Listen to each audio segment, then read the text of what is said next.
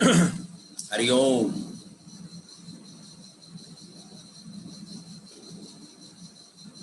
रक्त धातु शुरू करी थी ना हमने। हाँ जी सर।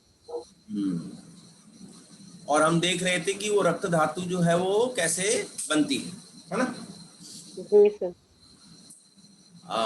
रक्त धातु के पर्याय।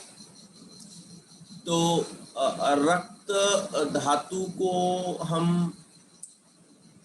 लोहित, रुधिर, अस्रक और क्षोणित ऐसे विभिन्न विभिन्न न्याय देते हैं। लेकिन शास्त्र का क्या होता है कि जैसे कि मान लीजिए कि मेरा बेटा जब छोटा था तब हम उसको गोलू कहते थे। क्या कहते थे? गोलू। गोलू। तो वो एक्चुअली में क्या था कि वो एट दैट टाइम वो बच्चे जैसे चबी से होते हैं ना, गोल मोल। That's why we are calling him गोल। तो शास्त्र में अगर किसी चीज को लोहित, रुधिर, अस्रक और क्षोणित कहा गया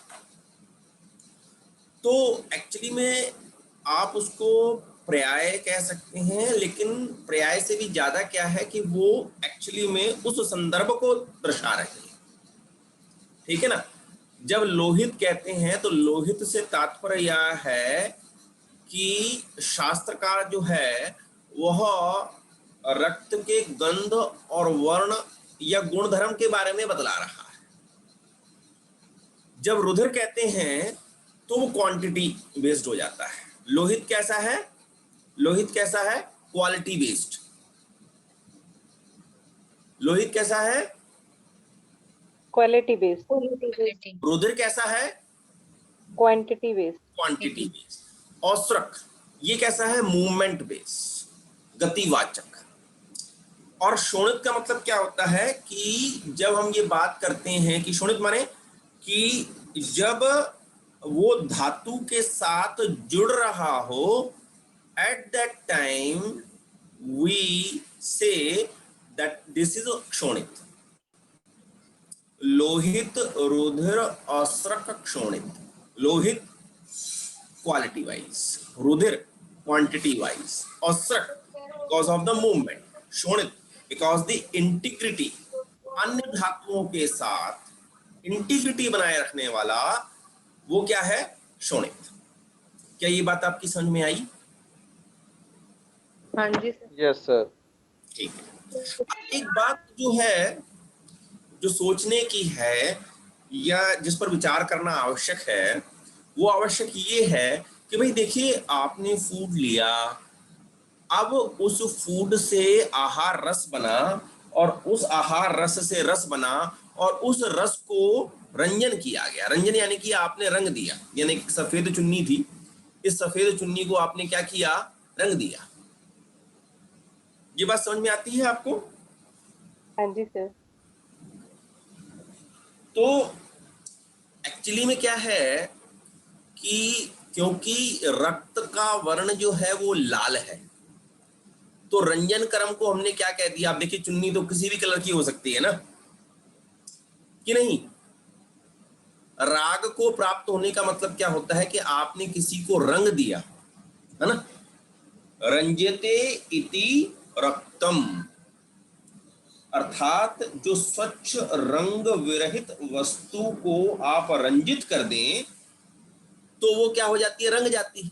लेकिन हमने उसको कैसा कर दिया कि वो लाल रंग, यानी कि उसको क्या कह दिया हमने कि वो रक्त बन गया। रस से रक्त को, हम रक्त का मतलब जैसे ही हम रस से रक्त कहते हैं या रस जो है वो राग को प्राप्त हो गया कहते हैं, इट मींस कि वो कैसा हो गया?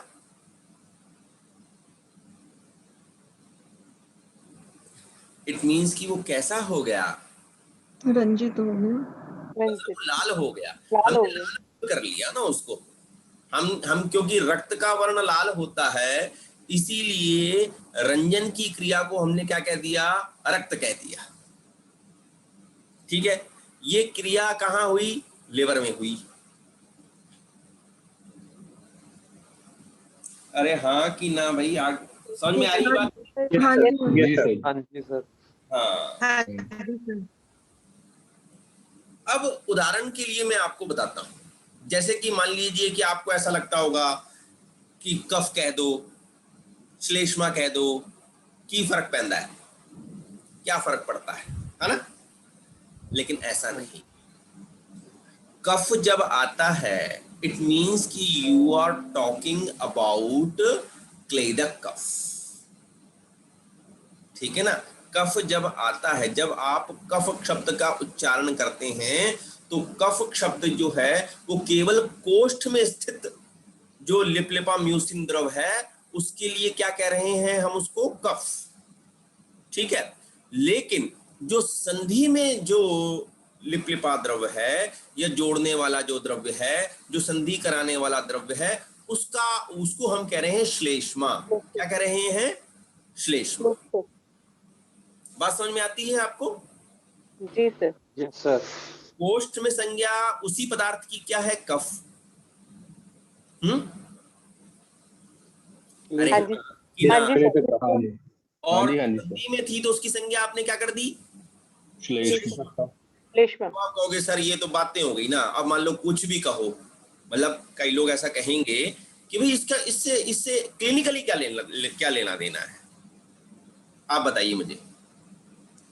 है सर, बिल्कुल बिल्कुल है। यही। चलो कम से कम आप इतना कह रहे हैं कि अगर है तो ठीक, मैं इस बात की प्रशंसा करता हूं कई बार, ठीक है? कोष्ठ में जब कफ, यानी कि जब हम कोष्ठ के कफ की चिकित्सा करेंगे तब मैं क्या यूज करूंगा? त्रिकटु। क्या यूज करूंगा? त्रिकटु। त्रिकटु। और जब मैं श्लेष्मा की चिकित्सा करूंगा तब मैं क्या यूज करूंगा? भल्लातक। वहां त्रिकटु काम नहीं कर सकता, यानी कि कफ पर कार्य करने के लिए त्रिकटु और श्लेष्मा पर कार्य करने के लिए भल्लातक। भल्लातक। भल्लातक। ये समझ में आती है आपको बात? Yes sir. Yes sir. तंत्र युक्ति के हिसाब से जहां पर भी जिस तरीका की बात वहां पर कही गई, वो एक्चुअली में कैसी थी कि जब वो असुर कह रहा है इट मीन्स कि वह रक्त के गति से संबंधित चीजों को वाचित कर रहा है, वाहित कर रहा है या कहना चाह रहा है। जब वह लोहित कर रहा है इट मीन्स कि वह हमें we have to work on the quality based रक्त। हमको कहां पर काम करना है कि भाई क्वालिटी पर काम करना है। और अब मान लीजिए एचबी कम आया तो हम क्या कहते हैं? रुधिर क्षय। उसका रीजन ये है, या वृद्ध हो गया, रुधिर वृद्धि। तो इसका मतलब ये है कि हम रक्त की क्वांटिटी के बारे में बात कर रहे हैं। ये बात समझ में आती है आपको? हाँ जी जी सर। Yes sir. अब इसी पर्याय को हमें ऐसे भी देखना होगा कि भाई देखिए सिंपल सी बात है कि रुधिर जो है वो बीमारी कैसे उत्पन्न कर सकता है, तो उसके आधार पर भी शास्त्रकार कहता है कि क्वालिटी में कोई गड़बड़ हो सकती है, ठीक है ना? मान लीजिए कि आप किसी से दुग्ध लेके आए, वो दुग्ध उसने आपको 1 किलो ही दिया, लेकिन आपको उसमें कुछ यार उसका कलर भी थोड़ा चेंज लगा आपको, और उसमें से जो सुगंध मतलब जो दुर्गंध आ रही थी तो आपने कहा यार ये खराब है। क्या कहा? खराब है। खराब। खराब है। अभी खराब है ये तो एक मतलब खराब तो कैसा भी हो सकता है ना, हर चीज को हम खराब कहते हैं, लेकिन ये कैसा है? क्वालिटी वाइज खराब है। कैसा है? Quality based. अब आप गए जी बोले रक्त का गंध वर्ण तो सब कुछ ठीक है सर, लेकिन इसको 12.5 होना चाहिए था, 11.5 होना चाहिए था, परंतु ये 10 है या ये 16 है, तो ये कैसा हो गया? क्वांटिटी। ये भी खराब है, लेकिन ये कैसा है? क्वांटिटी। क्वांटिटी। क्वांटिटी। उसके बाद आप कहते हो कि I am suffering from hypertension या हाइपोटेंशन, यह कैसा है? गतिवाचक। गतिवाचक। Movement based. Movement based. ऐसा बोले इतनी नाड़ी मैंने पकड़ी और नाड़ी जो थी वो बहुत तेज चल रही थी जी आपकी। अब वो जो नाड़ी की गति जो तेज चल रही है, वो तो तेज चल कौन रहा है? रक्त। रक्त, रक्त, असरत, अस्र। रक्त। ऐसी आदत डालनी पड़ेगी, है ना कि नहीं? Yes sir. देखो शास्त्र, ये पढ़ने का आनंद आता है कि नहीं आता है ऐसे? बिल्कुल हाँ आता जी, है। हाँ जी सर। मतलब जो बात कितनी कितनी कितनी आ, माइन्यूटली लिखा हुआ है। हाँ, सूक्ष्म तरीके से उसको बात की गई है। मतलब वो जो बात हमको ऐसे लगती है कि इन्होंने ऐसे ही कह दी है, परंतु वो कभी भी ऐसे ही बात नहीं की गई है। प्रत्येक शब्द के पीछे आप पीएचडी कर सकते हो, इतना उसमें ज्ञान है। इसीलिए उन्होंने कहा आपको, मतलब मैं कई बार सलाह देता हूं कि अगर थोड़ा थोड़ा जो है ना, जैसे तंत्र युक्ति के बारे में अध्ययन किया जाए, ठीक है ना। जैसे कि सिंपल सी बात है कि हमें अपनी अकल लगानी होती है कि यहाँ पर क्या कहा गया है। आप मान लीजिए कि जैसे कि पदार्थ विज्ञान में आपको पढ़ाया गया था कि यदि आप खाना खा रहे हो, क्या खा रहे हो? खाना। खाना। और खाना। आपने कहा सैंधव माँ आने। क्या कहा? सैंधव माँ आने, यानी कि मुझे नमक लाके दो। ठीक है। अब सैंधव का मतलब जो है वो दो शास्त्रार्थ, उसके दो शब्द अर्थ निकलते हैं। एक तो घोड़ा होता है सैंधव का मतलब, और एक होता है नमक।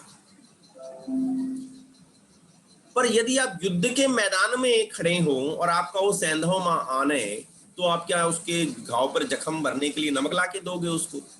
तब क्या लाके दोगे उसको? घोड़ा। घोड़ा। तो ये सोचने की बात, वो इसलिए क्लिनिक अवस्था को देखना पड़ता है। अब आप तो कहते हो कि भाई कफ की चिकित्सा जो है वो तो त्रिकटु तो होती है, लिखा हुआ है शास्त्र में। वो अवस्था विशेष है। कोष्ठ में था तो त्रिकटु यूज करना, पर संधि में था तो बल्ला तक यूज करना। ठीक है। हाँ जी सर। जी आती सर। है यस आपको? सर। अब जैसे कि सिंपल सी बात है, अब किसी के पेट में दर्द हो रहा हो तो हम क्या यूज करते हैं? वैश्वानर चूर्ण। कोष्ठ में शूल को यदि हटाना हो तो हम क्या यूज करेंगे? वैश्वानर। सॉरी, लेकिन उसके यदि लिए संधि में शूल हो रहा हो तो हम क्या यूज करेंगे? निर्गुंडी। क्या यूज करते हैं हम? निर्गुंडी। निर्गुंडी। निर्गुंडी। जैसे आप मान लीजिए कि कोष्ठ में शूल हो, तो अगर आप सिंगल ट्रक की भी बात करें तो कोष्ठ में शूल हो रहा है तो सामता को निरामता में परिवर्तित करने के लिए मैं अजमोदा का प्रयोग करता हूं, जैसे आम बात में हम करते हैं। जी। ठीक है। लेकिन यदि संधि में शूल हो रहा हो तो मैं क्या यूज करूंगा? निर्गुंडी। क्योंकि निर्गुंडी वर्क्स ऑन धात्वाग्नि। निर्गुंडी वर्क्स ऑन धात्वाग्नि, अजमोदा वर्क्स ऑन जठराग्नि। That's the difference between two. क्या ये बात समझ में आती है आपको? बिल्कुल सर। Yes sir.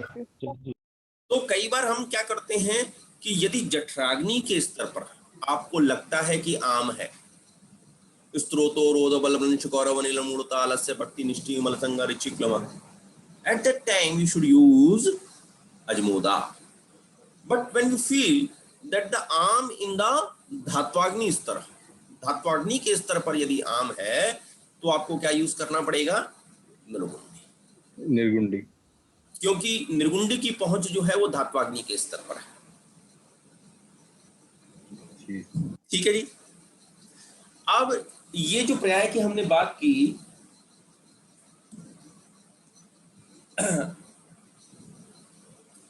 महर्षि चरक लिखते हैं नृसज्यते तज्यते इति असृक अथवा असुक्षेपणे, यानी कि धातु क्षेपण का अर्थ है अस्यते क्षिप्यते इति असरज प्रत्यय, यानी कि जिसका शरीर से त्याग नहीं किया जाता उसको हम क्या कहते हैं? रक्त कहते हैं। जिसका शरीर से त्याग नहीं किया जा सकता उसको हम क्या कहते हैं? रक्त। न सृज्यते त्रज्यते इति अस्रक, गतिवाचक में है ना। तो रक्त पित्त की चिकित्सा करते वक्त रक्त पित्त क्यों कहा गया? क्योंकि वहां पर गतिवाचक रक्त जो है वो द्रव गुण की बाहुल्यता के कारण विभिन्न मार्गों से निकल रहा था, और क्योंकि रक्त जीवन है तो उन 9 मार्गों में से, जिनमें से 7 ऊर्ध्व हैं और 2 अधोग हैं, और स्त्रियों में 1 मार्ग और अतिरिक्त है, इस प्रकार से स्त्रियों में 10 और पुरुषों में 9 मार्गों से जो रक्त पित्त निकल रहा है उसकी रक्षा करने को कहा गया। ठीक है जी। जी सर। हाँ जी सर। Yes sir. अब जब हम सांस लेते हैं तो आप उसको क्या कहते हो? प्राणवायु, है ना। प्राणवायु। और ये प्राणवायु किस में जाकर मिल जाती है?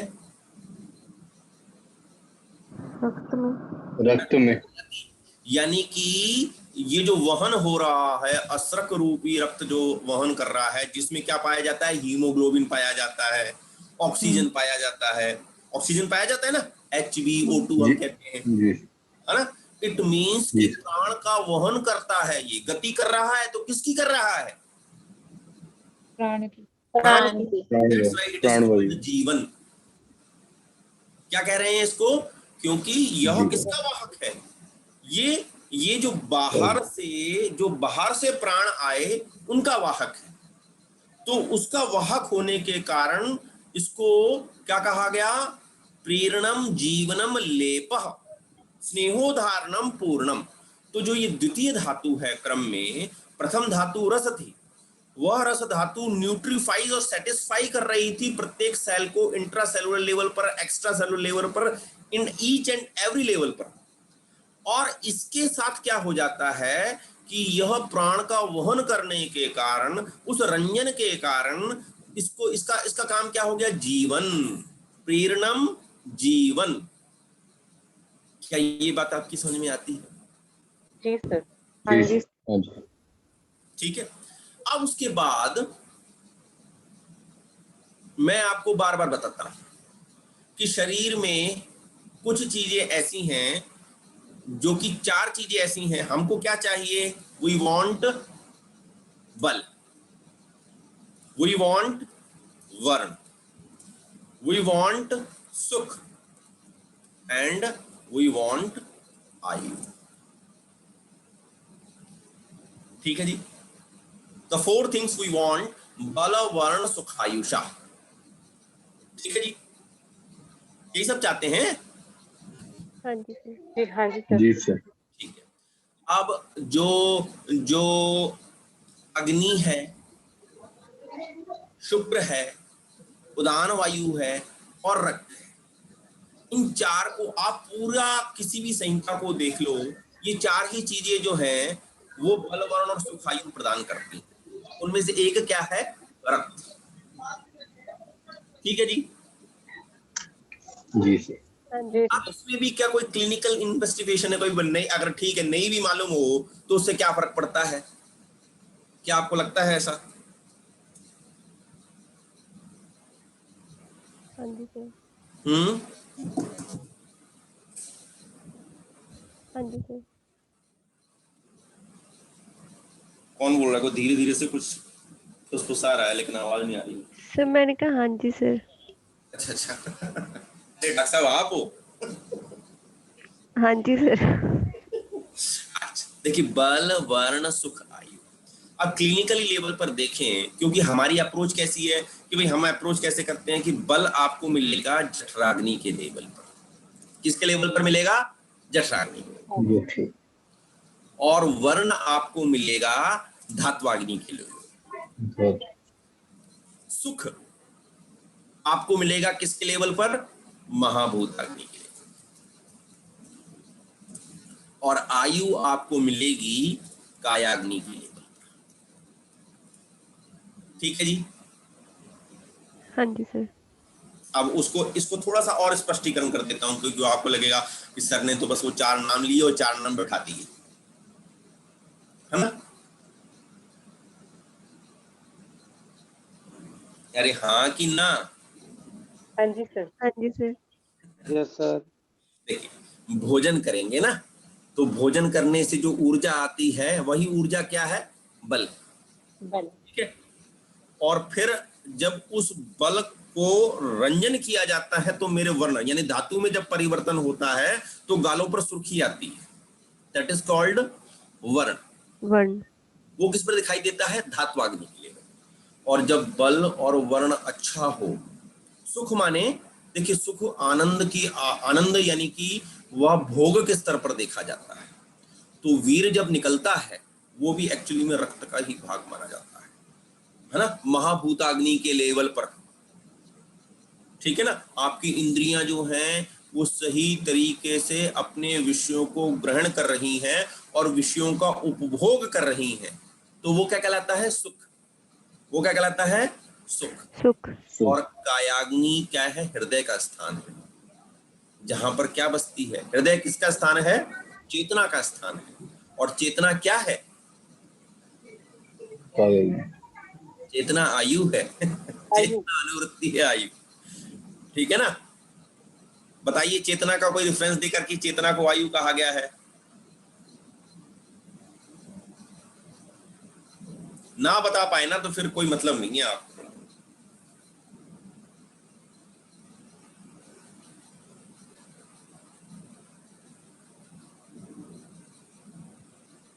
सर निर्विकार परस्व आत्मा सर्वभूत गुणेन्द्रिय। सर शरीर इंद्रिय मन आत्मा संयोग। शरीर इंद्रिय सत्व आत्मा संयोग जीवितम। जी आगे ध्यान में अनुबंधाचा। सर निर्विकार परस्व आत्मा सर्वभूत गुणेन्द्रिय चैतन्य कारणम नित्यो दृष्टा पश्यति ही क्रिया। ये तो आत्मा के लिए कहा गया है ना। हाँ जी सर, आत्मा की ही बोल रहे हैं। मैं आयु आयु के बारे में कह रहा हूं। आयु आयु की परिभाषा? आयु की परिभाषा तो आयु शरीर इंद्रिय सत्व आत्मा संयोग अनुबंधश्च। आयु। तो चेतना कहीं परिलक्षित हो रही है कि नहीं हो रही है? इसमें तो नहीं आया। यही तो बात है ना। शरीर इंद्रिय सत्व तो आत्मा। आई नहीं आत्मा? आत्मा। मतलब आप अब शब्द को ढूंढने लग गए, आप आयु में नहीं देख पाए ना। सबसे बड़ी प्रॉब्लम यही है कि ईश्वर आपके पास विभिन्न रूपों में आते हैं, परंतु आपकी समझ में ही नहीं आता था कि वो आए हैं, है ना। बोले हे भगवान आप तब कहां थे जब मैं मुश्किल में था? अरे वो आए थे, आप ही नहीं पहचाना। शरीर इंद्रिय सत्व आत्म संयोगो। और आत्मा हमने ये कहा था कि ये जो चेतना है वो आत्मा के जुड़ने से आती है कि नहीं? ये बात कही थी ना हमने। हाँ जी सर। क्यों कही थी हमने? क्योंकि आत्मा जो है उसका ऊर्जित स्वरूप जिसको हम अग्नि कहते हैं उसी को चेतना कहा जाता है। ये बात क्लियर हो गई आपको? हाँ जी। अब हम थोड़ा सा और आगे चलते हैं।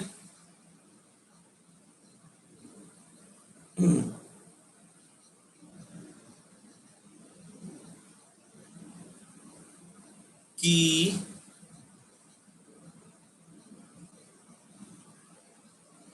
ये सारी बातें मैंने आपको बता दी।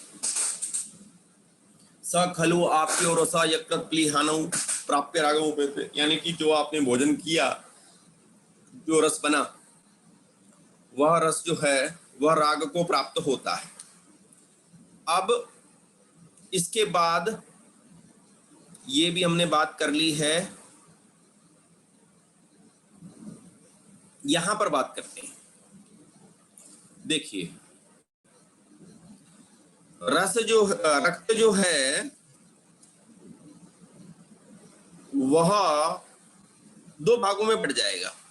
लिखा हुआ है ना, स्थायी और पोषक। ठीक है जी। हाँ जी। यतो द्विविधम स्थायी पोषकः च इति, ऐसा कहा। ठीक है। एक हम बात और कहते हैं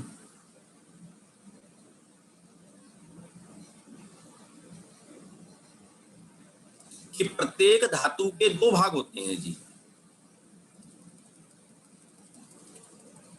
एक होता है सार और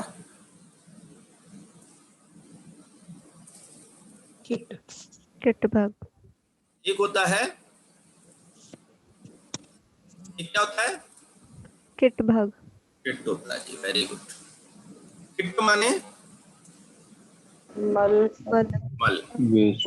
जो ये सार भाग है वो क्या करेगा जी?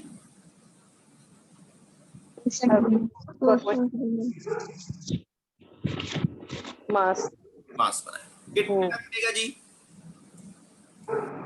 पिष्ट बनेगा। पित्त। रस का क्या बनना था जी? कफ सर कफ और स्तन। रक्त का क्या बनना जी? पित्त। क्या बना? रक्त का पित्त। पित्त। मांस और पित्त। अब हमको ये इसलिए पोषक स्तर पर देखने की बात है कि यदि आपने भोजन सही तरीके से नहीं किया और पाचक पित्त की क्रिया जो है वो भोजन पर सही नहीं हुई तो सार कम बनेगा और किट ज्यादा बनेगा। ये बात ठीक है? हाँ जी सर। जी जी है ना? सार कम बनेगा और पित्त ज्यादा बनेगा। किट ज्यादा बनेगा। और जब ये रक्त स्तर पर जब आया, यानी कि लिवर में जब हम इसको रक्त बना रहे थे तो रक्त धात्वाग्नि जठराग्नि मान्य होने के कारण जो आम पित्त जो साम पित्त आया उसने क्या उससे जो रक्त बना उससे जो सार भाग कम था और किट भाग ज्यादा था। ठीक है जी। इट मींस कि एक तो मांस धातु क्षीण होने लग जाएगी। ठीक है जी। हाँ जी सर। हाँ जी सर। और पित्त भाग बढ़ने लग जाएगा। हाँ जी नहीं, ये लिवर में। हाँ जी। तो कैसे मालूम पड़ेगा कि भाई आपके पास आता है और उसका रोगी का SGOT और SGPT ये दोनों बढ़े हुए होते हैं। ठीक है जी। हाँ जी सर। हाँ जी सर। SGOT और SGPT बढ़े हुए हैं तो वो क्या बढ़ा हुआ है एक्चुअली में? किट भाग बना हुआ है। पित्त भाग। पित्त। मास कम बन रहा है। दैट्स वाई मास कम बन रहा है, सार भाग कम है तो इट मींस कि HBV कैसा होगा? कम कम होगा। होगा। यानी कि पांडु की संप्राप्ति कहां से हो रही है? उस वह स्रोत से स्टार्ट हो रही है कि नहीं? हाँ जी। हाँ जी। ये अब आपको विजुअलाइज हो रहा है? हाँ जी सर। हाँ जी सर। है ना? कि वो लिवर, उस लिवर में जहां पर हमको ये कहा गया कि भाई साहब आपको क्या करना है, आपको क्या करना है जी, आपको इस रस को थोड़ा सा रंग देना है। लेकिन वो जो रंजक पित्त था, वो रंजक पित्त अपना कार्य ठीक तरीके से नहीं कर पाया। क्यों नहीं कर पाया वो रंजक पित्त अपना कार्य ठीक से? क्योंकि पीछे से जो पाचक पित्त ने अपना काम ढंग से नहीं किया और उसने क्या किया, जरूरत से ज्यादा आपको जो है काम दे दिया। ठीक है ना? तो बोले जी अगर आप ये कह दो कि भाई 10 चुन्नी आप किसी के पास ले जाओ और उसको कहो कि मुझे कल भाई साहब भैया मुझे कल सुबह दे देना ये चुन्नियां, और आपने उस पर दबाव डाला कि आपने कल दे ही देना भैया, तो क्या होगा? काम अच्छा नहीं होगा। काम अच्छा अच्छा नहीं होगा। पहले की वो चुन्नियां सही तरीके से रंगी नहीं जाएंगी, है ना? यानी रंजन का कार्य प्रभावित होगा। हाँ अब जी। इसे थोड़ा सा और हमको देखना चाहिए कि जो पाचक पित्त है उस पाचक पित्त में उष्ण तीक्ष्ण गुण होना चाहिए, जिसके कारण क्या था कि वो पाचक गुण जो है यानी पाक का गुण सही हो जाए कि नहीं? हाँ जी। हाँ जी हाँ जी।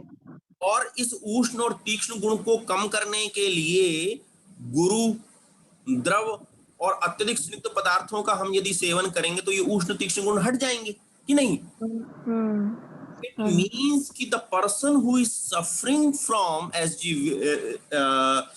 elevated SGOT, SGPT, who consume the guru द्रव स्निग्ध स्थूल आहार more in our diet, it means कि पृथ्वी और आप गुण ज्यादा था उस पृथ्वी और आप गुण ने क्या किया कि जो जल महाभूत अधिक था उसने उष्णता को कम कर दिया, तीक्ष्णता को कम कर दिया, और पृथ्वी ने क्या किया कि जो तेजो महाभूत का लघु और रूक्ष गुण है उसको हटा दिया, जिसके कारण पृथ्वी और आप गुण यानी कि जो बाहरी अभिसंधि पदार्थ के अधिक लेने के कारण पाचक पित्त भोजन का पाचन सही तरीके से नहीं कर पाया, और फिर उसी ने आगे उसको प्रोसीड किया।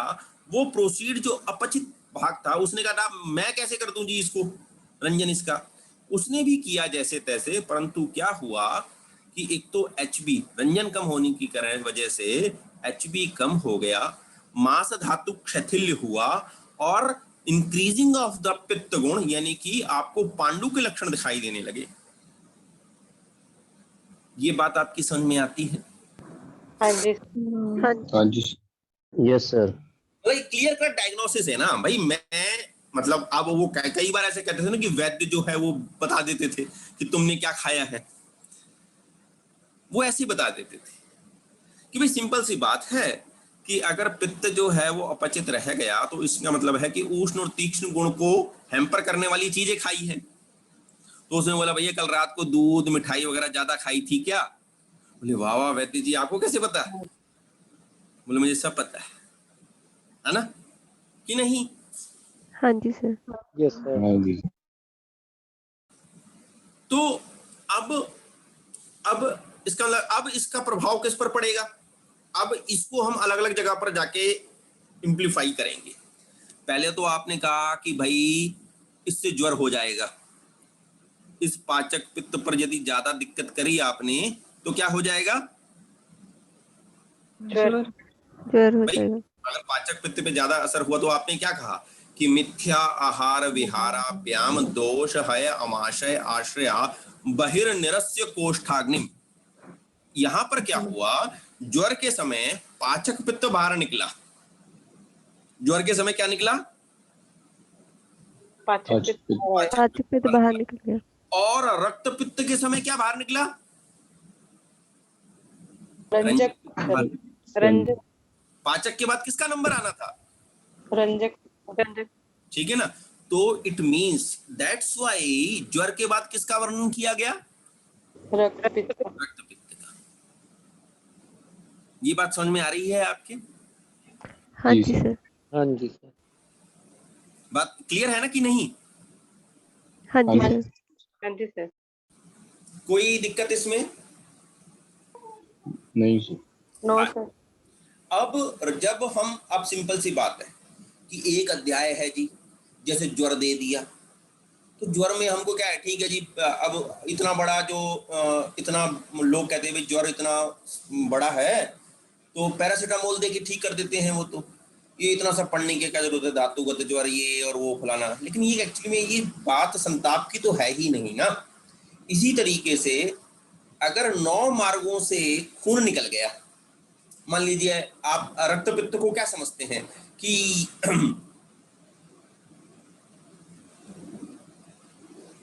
आपको क्या लगता है कि रक्त पित्त क्या होगा?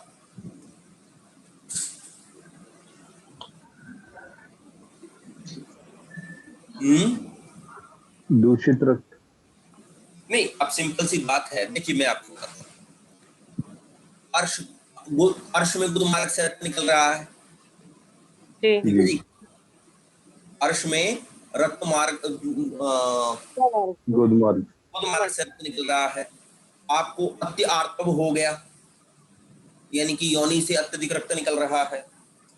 आपको मूत्र मार्ग से रक्त अधिक निकल रहा है। आपको नाक से रक्त अधिक निकल रहा है। ये 9 ही बातें हैं क्या? जी सर। ठीक कि भाई 9 मार्गों से निकलता है और यही रक्त पित्त है। जी।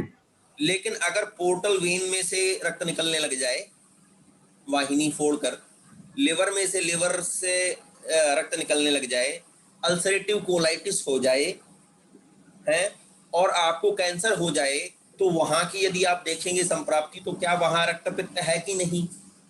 है सर, बिल्कुल है। कैसे? बात समझ में आ रही है आपको कि मैं जो समझाना चाह रहा हूं आपको? हाँ जी जी बिल्कुल है। है ना। और आपको कैच ऐसे ही करना पड़ेगा इसी रक्त से ही आपको, क्योंकि देखिए रक्त ही एकमात्र ऐसी धातु है जिसको हम जीवन कहते हैं, और इसी के निमित्त जो है वो धातुओं की क्षय और वृद्धि। धातुओं की क्षय और वृद्धि किसके निमित्त कही गई है? रक्त के निमित्त।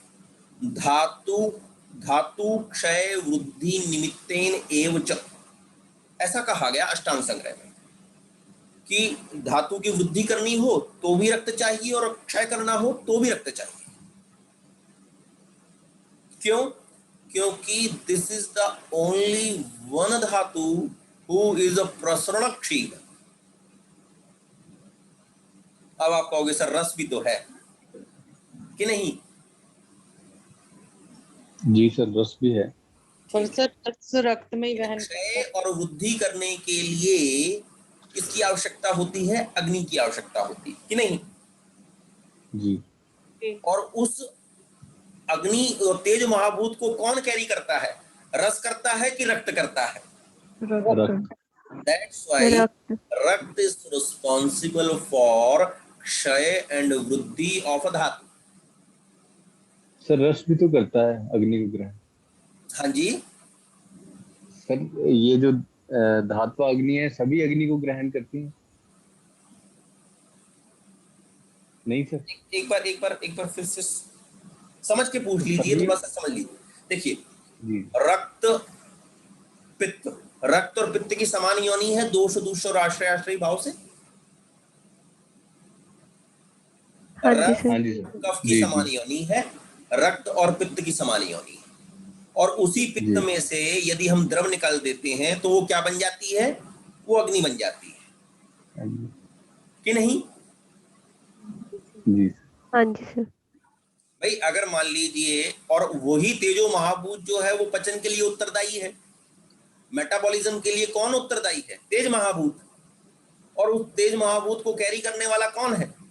रक्त धातु कि नहीं? जी। हाँ जी सर। ये बात समझ में आई आपको? जी सर, तेजो गुण को धारण करने वाला है ना रक्त। हाँ जी, हाँ, तेजो महाभूत को। अब उसके बाद क्या होता है कि ये जो रक्त बना, ये रक्त का निर्माण हुआ रंजक पित्त की सहायता से, और हमने देखा कि भाई यहाँ पर क्या क्या दिक्कत आ गई। उसके बाद इस रक्त का जो ब्लड बैंक ऑफ बॉडी कहा जाता है वो दूसरे नंबर पर आ जाता है, दैट इज कॉल्ड स्प्लीन या प्लीहा। ठीक है, ये क्या करता है?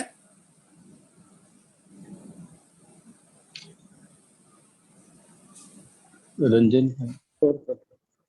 प्लीहा रक्त का धारण करता है। धारण करेगा, धारण जी धारण धारण। करेगा। धारण की उत्पत्ति हुई यकृत के लेवल पर, स्थिति हुई प्लीहा के लेवल। और उसके बाद जो ये अगर हम सही चल रहे हैं, उत्पत्ति स्थिति और लय ठीक है, तो ये सार्तोमास धातु बना देगी। और इस किट्ट भाग का विसर्जन भी तो करना है। हाँ जी सर। इस किट्ट भाग का विसर्जन कौन करेगा? वृक्क। क्या करेगा? कौन करेगा? वृक्क। परंतु यदि वृक्क से नहीं हो पाया ये काम तो क्यों? क्योंकि आपने वृक्क से कहा कि भाई सार भाग कम बना, सार भाग कम बना और किट्ट भाग ज्यादा बना, तो ना तो धारण की स्थिति सही हो पाएगी, यानी कि पहले क्या होगा? स्प्लीनोमेगेली होगी। क्या होगी? स्प्लेनोमेगेली। और स्प्लीनोमेगेली होने के बाद क्योंकि वो उस रक्त का धारण नहीं कर पाया, वो उस अपचित रक्त को कहाँ भेज देगा? वृक्क में। वृक्क में पहुंचे। और वृक्क जितना कोशिश करेगा तो हो जाएगा, नहीं कर पाएगा तो आप उसको क्या कहोगे? जैसे किडनी फेलियर की तरफ जाने लग जाएगा। कुलभूषण जी उसको क्या कहेंगे? नेफ्रोटिक फेलियर हो रहा है, रीनल फेलियर। आप काम नहीं कर पाए, लेकिन वो एक्चुअली काम इसलिए नहीं कर पाए क्योंकि आपने आवश्यकता से अधिक काम दे दिया। तो जो संप्राप्ति बन रही है वो कहां से बन रही है? वो बन रही है कि मुख के द्वारा जो भोजन किया गया पृथ्वी और जल महाभूत की अधिकता से पाचक पित्त की अग्नि को डिमिनिश करते हुए साम पित्त जब कहां पहुंचा, यकृत में उस साम पित्त यकृतम ने रंजक पित्त की स्थिति को बिगाड़ते हुए पांडु, और दैट्स वाई अगर आज मैंने सुबह आपको एक बात लिखी थी, एक मैसेज किया था, आज किया था कल किया था, कौन सा आज ही किया। आज किया था। कल तुमको यही होश नहीं है। जो आप अपने एसटीओटी पेटी वाला भेजा वो वाला नहीं कह रहे सर, हैं? नहीं, एक और किया पांडु था। पांडु पांडु वाला। को रिलेट्स विद मॉडर्न हाँ डिसीज, आज नेफ्राइटिस, किया था। रीनल फेल्यूर, जी। थायराइड, एनीमिया, वो ल्यूकेमिया। आज लिखा था मैसेज। आज किया सर। कल लिखा था सर। कल किया था। कल था सर, वो क्या था पोस्ट हो। हाँ जी, ये कल किया था मैंने। हाँ जी से कल का था। आपको तो लगता है ना कि ये अब आपको कोरिलेट हो पा रहा है कि नहीं हो पा रहा? जी सर। ये कहानी जी जी सर, सर। हो रहा है पीछे से सर, चली आ रही है, वो समझ में आ रही है कि नहीं आ पा रही? सही हो रही है सर, उत्पत्ति जी। स्थिति लय। आ रही है सर। जी कुलभूषण आ जी रही से है। यस सर, आ रही है सर। तो अगर अब क्या होता है, प्रॉब्लम कहाँ आ जाती है कि हम क्या करते हैं कि जब भी हमारे पास रीनल फेल्यूर का पेशेंट आया तो हम सारी जुगाड़ में क्या लग जाते हैं कि यार इसको पकड़ो। पर प्रॉब्लम ये है कि जो तीन ये जो साइमल्टेनियसली कार्य कर रही हैं इंद्रियां, उत्पत्ति स्थिति और लय, यकृत, प्लीहा और वृक्क, इसको हम अपने दिमाग से हटा देते हैं। और इस उत्पत्ति और स्थिति में रॉ मटेरियल कहाँ से आया? वो अमाशय से आया। और अमाशय के लिए जो रॉ मटेरियल था वो कहाँ से आया? वो एक्सटर्नल पदार्थ से आया। और उस एक्सटर्नल पदार्थ को वो कैसा था? 101% वो कैसा था? पृथ्वी और जल महाभूत, यानी कि वो कैसा था? गुरु और अभिसंधि था। जी जी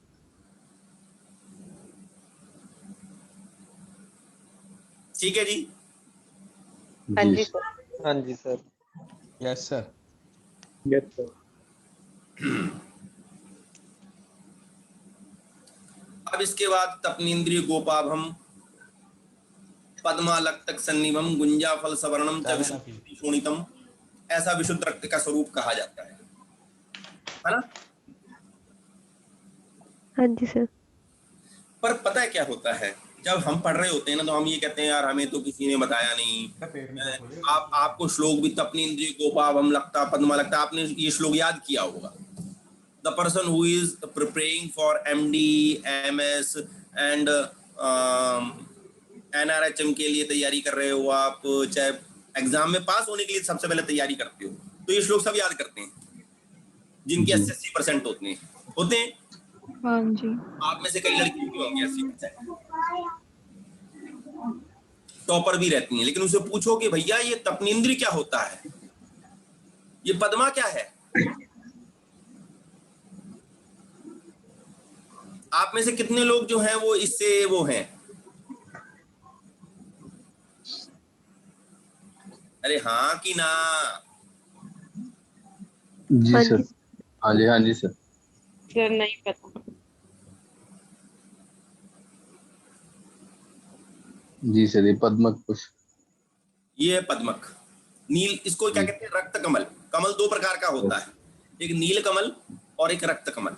रक्त कमल है जिसको हम पद्म कह रहे हैं, पद्म कमल, दैट इज गोपाभम, गोप वीर बोटी कहते हैं पंजाबी में। और यह है स्त्री के पांव में लगने वाला आलता। और जी। ये क्या है?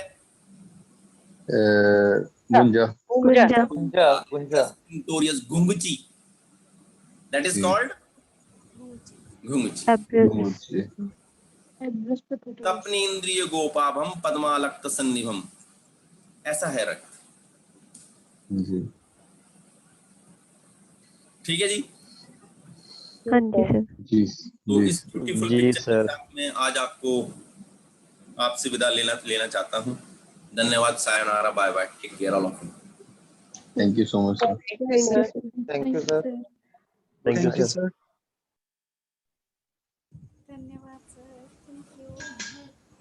आप भी पढ़िएगा, मैं भी पढ़ूंगा।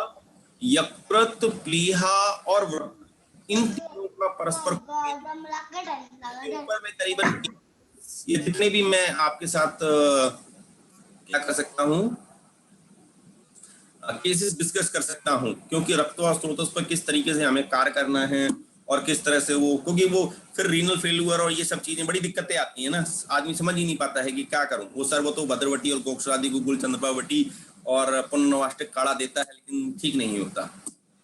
तो हम देखेंगे इसको कैसे ठीक करना है। सर एक क्वेश्चन था, अल्सरेटिव कोलाइटिस में जैसे ये रक्तपित्त वाली बन जाती है कंडीशन, तो उसमें हमें मतलब रक्त को सही करने पे स्ट्रेस देना है या उसके जो व्रण बन गए हैं उसके इंटेस्टाइन में उसको सही करना है? रक्तपित्त की संप्राप्ति में करेंगे, अधोग रक्तपित्त की संप्राप्ति कैसे होती है, कैसे उसको करना है, वी विल सॉल्व। ये बहुत लंबा विषय है जो आपने पूछा। जी sir, thank you. Okay, take care all of you, bye bye, good night. Thank you, sir. Good night. Good night sir, good night.